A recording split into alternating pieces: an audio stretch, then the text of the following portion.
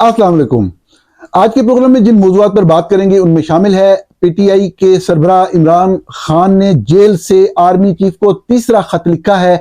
इस खत में अब फोकस किस बात के ऊपर है और ये पिछले दो खतों से किस तरह मुख्तलिफ है, इसके ऊपर बात करेंगे। इस तरीके से हम बात करते हैं वजारत हवाबाजी एविएशन मिनिस्ट्री को वजारत दफा में जम किया गया है। ये बहुत अहम मामला है, दिलचस्प मामला है। इसका बैकग्राउंड क्या है और उसकी वजह क्या है, इस सारी पावर गेम की इसके ऊपर बात करते हैं। हम बात करेंगे कि कश्तियों में सफर करने वाले पाकिस्तानी जो कि अपना मुल्क छोड़ के बेहतर रोजगार के लिए दियारे गैर जाने की कोशिश कर रहे होते हैं, मारे जाते हैं, खबरें आती हैं, दब जाती हैं, फिर दोबारा से हादसा हो जाता है। आप बहुत सारी कहानियां सुन चुके हैं। हम मामले का एक दूसरा रुख जो है, वजह क्या है, ये क्यों कभी नहीं रुकता, वो आपके सामने रखने की कोशिश करेंगे।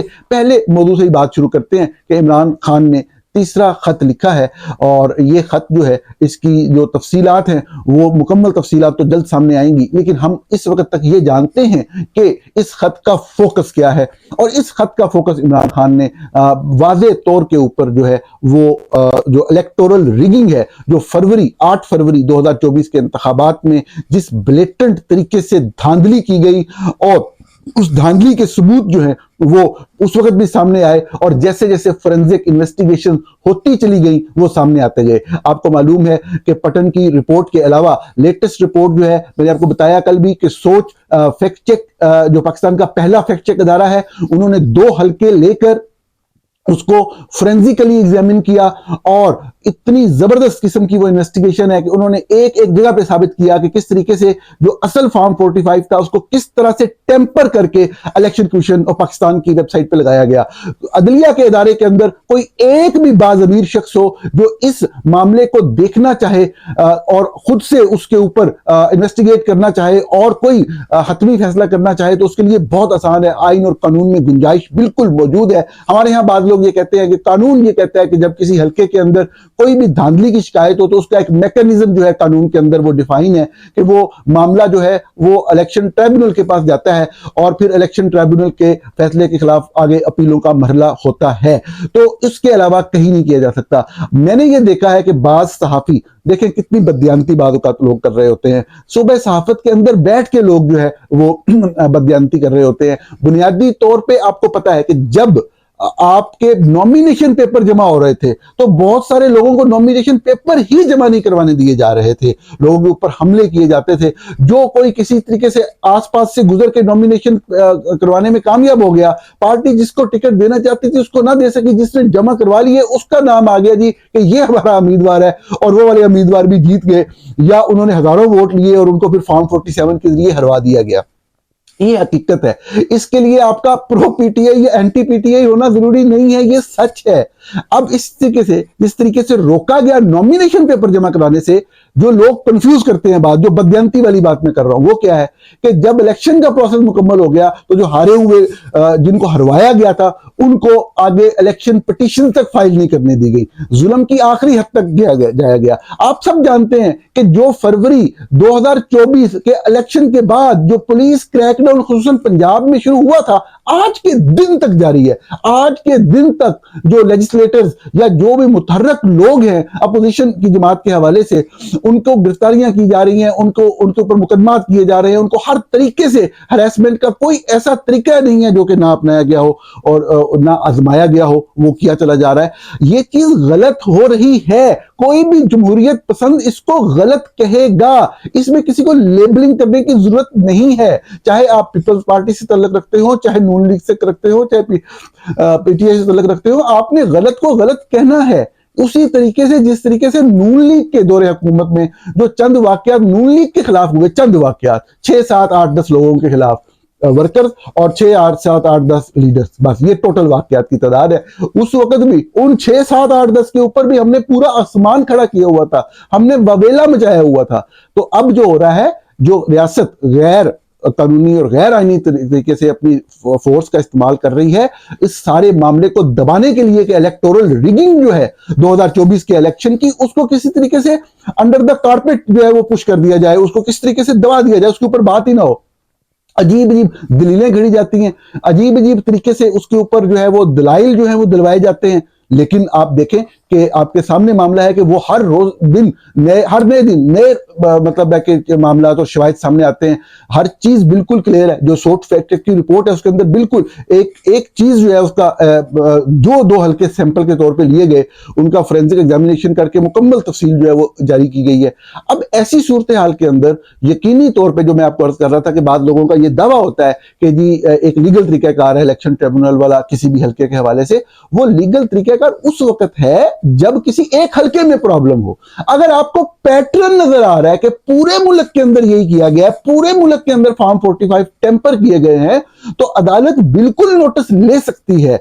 अदालत बिल्कुल लोगों से कह सकती है कि आप अपने फॉर्म 45 लेके आ जाएं जो आपको उस दिन पोलिंग स्टेशन से मिले थे। बिल्कुल अदालत कह सकती है। सुप्रीम कोर्ट का ये इख्तियार है और ये उनका आईनी इख्तियार है और ये इख्तियार उनको इस्तेमाल करना चाहिए। जो भी जुल्म हुआ, जो भी गलत तरीके से आपने मैंडेट को दबाने की कोशिश की, बदलने की कोशिश की, उसका मुल्क को इन द लॉन्ग रन नुकसान होगा। बार बार फिर एग्जांपल दी जाती है बहस के लिए कि जी पहले भी होता था, 2018 में भी हुआ। क्या 2018 में इस लेवल पे हुआ कि लोगों को नॉमिनेशन पेपर भी जमा नहीं करवाने दिए? क्या इस हद तक बात गई? क्या इस हद तक हुआ कि पूरे का पूरा इलेक्शन चुरा लिया गया हो?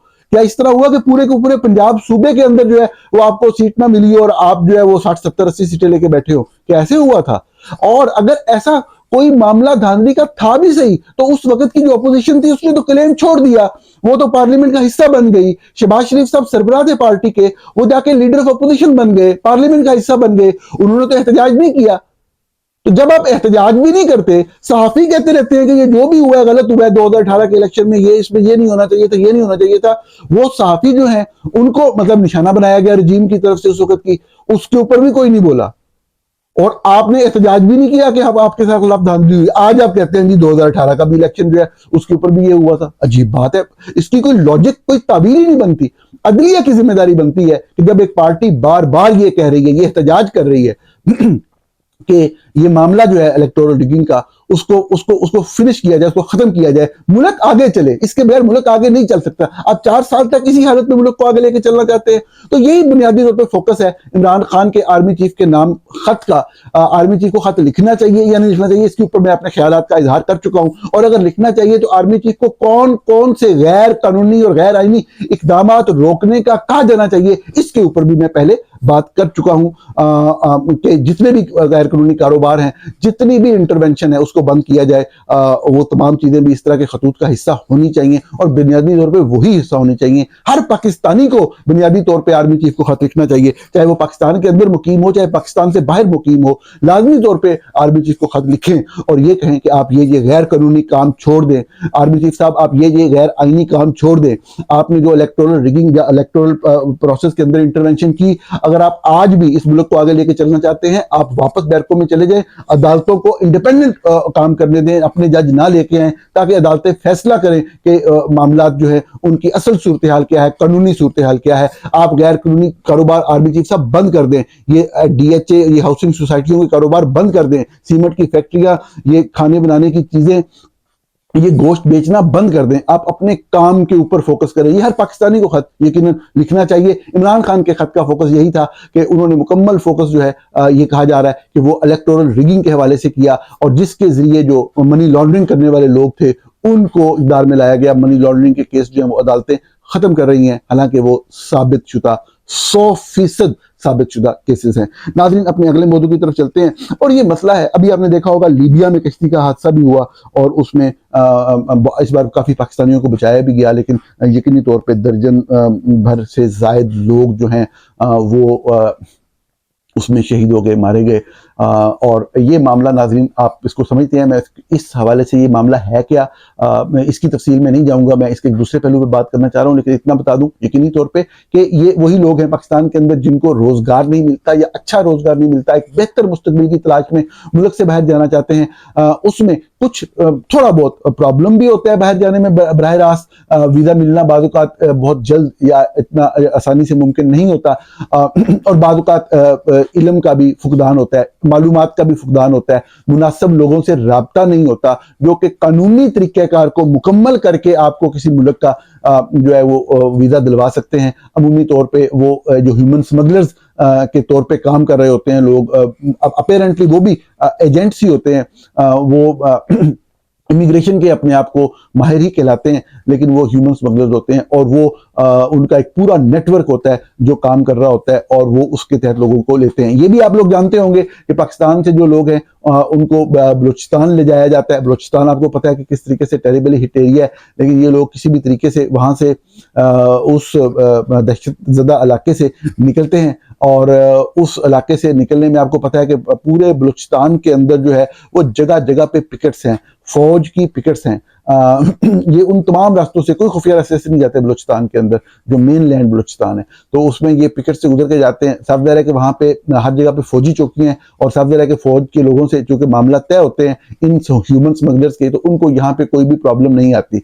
अब जो मेन उन्होंने आगे क्रॉस करना होता है वो बॉर्डर क्रॉस करना होता है। बॉर्डर ये ऐसे पॉइंट से क्रॉस करते हैं जहां पे मिनिमम जो है वो सर्वेलेंस का मामला हो, और साफ जाहिर है कि वहां पे भी पाकिस्तानी साइड से भी और दूसरी साइड से भी यकीनन जो है वो मामला तय होते हैं।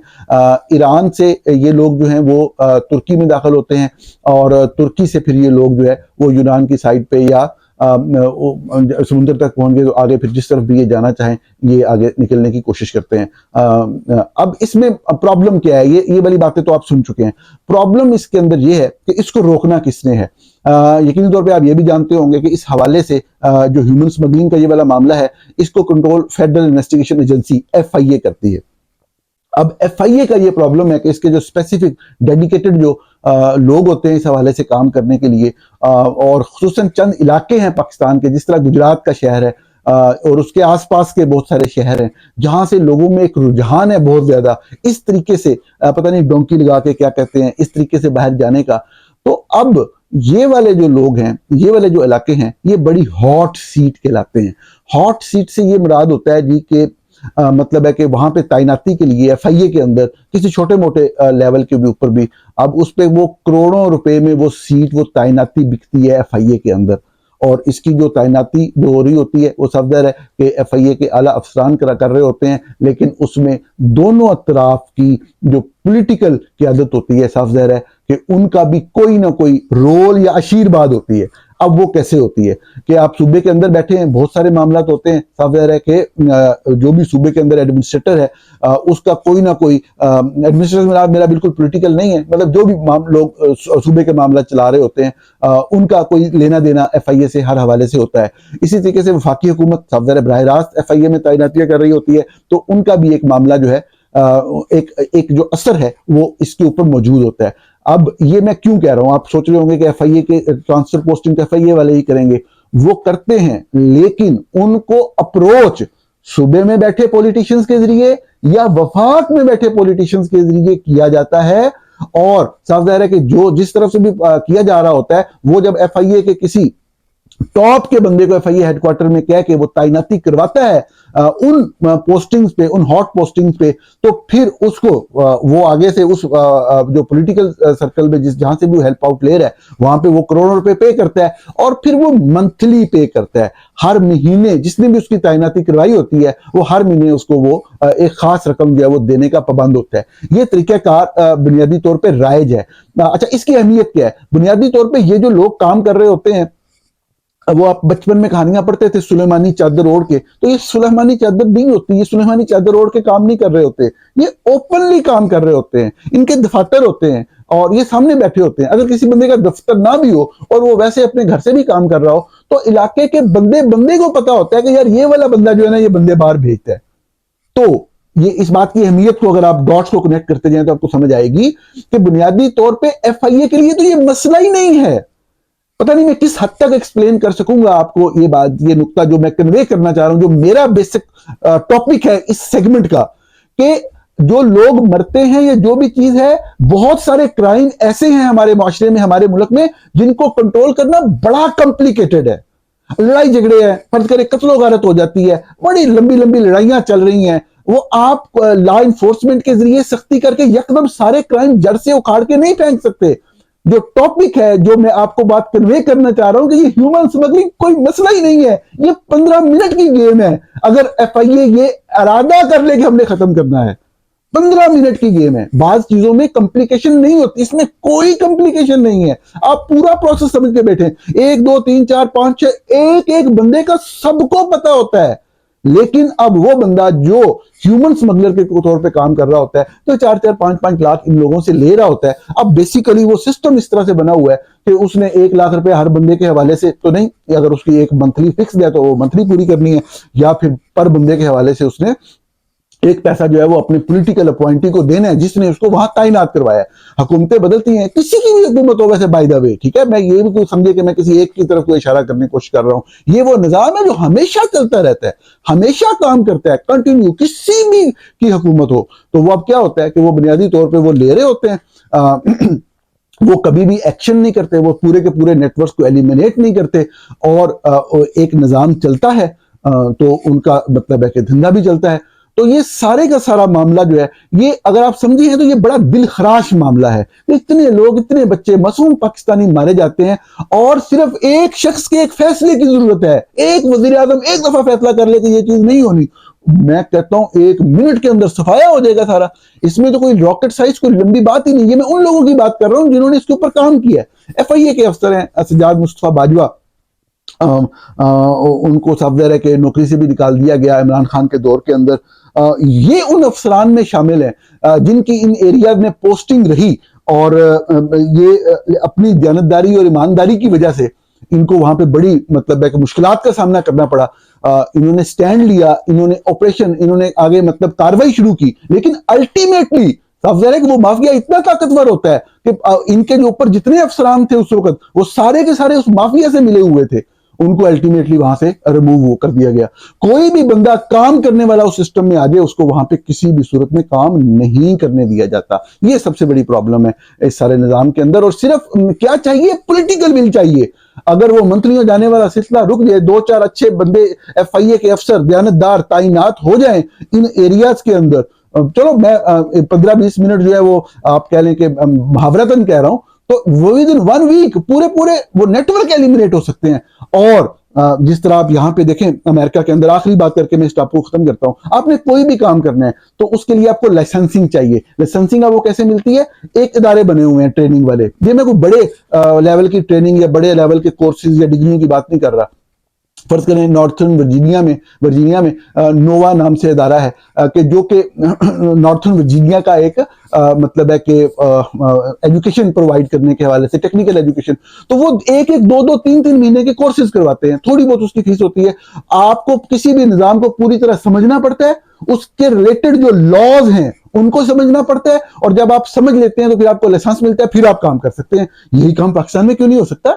आप सिंपली चंद रूल्स फ्रेम करें, चंद तरीकेकार फ्रेम करें, आप एक अदारे के जरिए कहें जी कि यहां से ये आप सर्टिफिकेशन, चाहे ऑनलाइन, डिजिटल दौर है, ऑनलाइन सर्टिफिकेशन करें। एक एक चीज को समझें, आपको पता होना चाहिए कि ये काम किस तरह करना है, किस तरह लोग आपको अप्रोच करेंगे, किन किन चीजों का आपने ख्याल करना है, किन मुल्कों में आप अप्लाई करते हुए किन किन बातों का ख्याल रखेंगे, कोई लॉ वायलेट नहीं करेंगे। और ये आप देखिए स्ट्रीमलाइन होते हुए चंद दिनों की बात है, लेकिन नहीं, ऐसा तो फिर देखे ना, मंथलियां बंद हो जाए तो फिर सारा काम खराब हो जाता है। तो ये मंथलियां कभी भी किसी की भी बंद नहीं होती। ये लेकिन जुल्म का निजाम है, गरीब का बच्चा मारा जाता है, इसलिए हम जैसे लोगों का दिल होता है। नाज़रीन, अगले मौजू पे चलते हैं, और ये मौजू है वजारत हवाबाजी जो है उसको वजारत दफा के अंदर कर दिया गया है। मैं एक लम्हे सिर्फ 2-4 लाइनें आपको खबर की पढ़ के सुना दूंगा और फिर हम इसके ऊपर तबसरा करते हैं। बहुत अहम मौजू है। वफाकी हुकूमत ने हवाबाजी को बतौर अलग वजारत खत्म कर दिया। वजारत हवाबाजी को वजारत दफा में जम कर दिया गया। वजारत दफा ने कबीना के फैसले और कबीना डिवीजन के SRO पर अमल दरामद मुकम्मल कर लिया। वजारत दफा ने वजारत हवाबाजी को जम करने का मसला तमाम वजारतों और डिवीजन को भिजवाया था। फैसला तमाम सूबाई चीफ सेक्रेटरीज बशमूल आज़ाद कश्मीर को भी भिजवा दिया गया। मरासले में कहा गया है कि 14 जनवरी 2025 को वजारत हवाबाजी को वजारत दफा में जम करने का फैसला किया गया था। बला बला बला। नाज़रीन, इसका कॉन्टेक्स्ट ये है कि ये इस चीज़ को, चूंकि जो एविएशन है सब जरा उसमें एयरपोर्ट्स आ जाते हैं, और आपका जिस तरह अभी तक तो PIA भी कंट्रोल में है चूंकि हुकूमत के, तो वो आ जाती है। तो आपको ये एक VIP एक वो चीज़ है कि आप अगर बाद लोगों को कोई स्टेटस देना चाहें या आप उनको एक्सप्लॉइट करना चाहें इस चीज़ को, उस हवाले से आप कह लें कि जो स्पाइंग है, जासूसी के हवाले से भी, एक कंट्रोल आपको चाहिए होता है। और दूसरी चीज सबसे अहम ये होती है कि जो जो हवाई सफर है आप उसको कंट्रोल करते हैं, और जो स्टेटस को का जो लोग शिकार हैं, जिनके जहन में वो चीज है, तो वो हमेशा से ये चाहते थे कि ये एक ताकत की इलामत है, पावर की इलामत है, ये हमारे साथ रहे, तो उन्होंने वो जो है उसको उसमें डाल दिया। एक अच्छा फैसला जो नवाज शरीफ की हुकूमत ने किया 2013 में इक़्तिदार में आने के बाद, इब्तदाई फैसलों में ये था कि जो वजारत हवाबाजी से रिलेटेड एविएशन जो डिवीजन थी, इसको दफा से निकाल के एक इंडिपेंडेंट एविएशन, इसका तल्लक ही नहीं, किसी भी हवाले से दफा से कोई तल्लक नहीं बनता।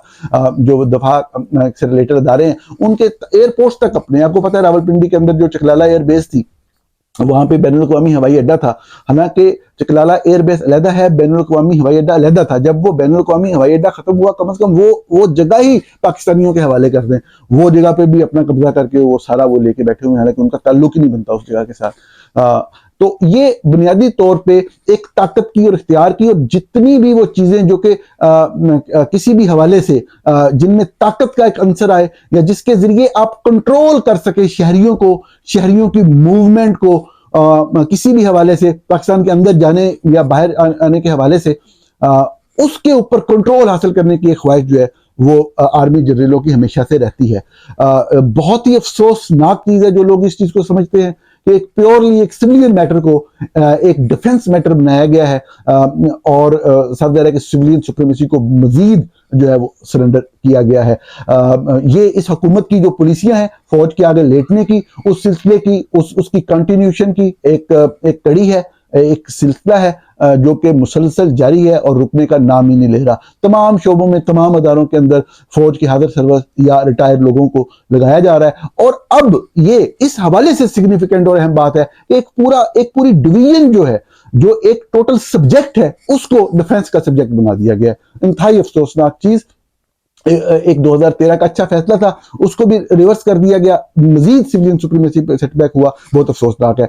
नाज़रीन, आखिर में आपको ये जरूर बताऊंगा कि कल पाकिस्तान में जो फैक्ट फोकस और हकाइक की वेबसाइट थी, उनका कंट्रोल जो है वो गलत तौर पे इस्तेमाल किया गया, लेकिन अल्टीमेटली जो है दोनों वेबसाइट्स जो हैं वो रिस्टोर हो चुकी हैं, और बाकी मामलात के ऊपर जो है वो काम जारी है। अगर कोई अपडेट होगी तो आपको इस हवाले से जरूर शेयर किया जाएगा। आपका प्रोग्राम देखने का बहुत शुक्रिया।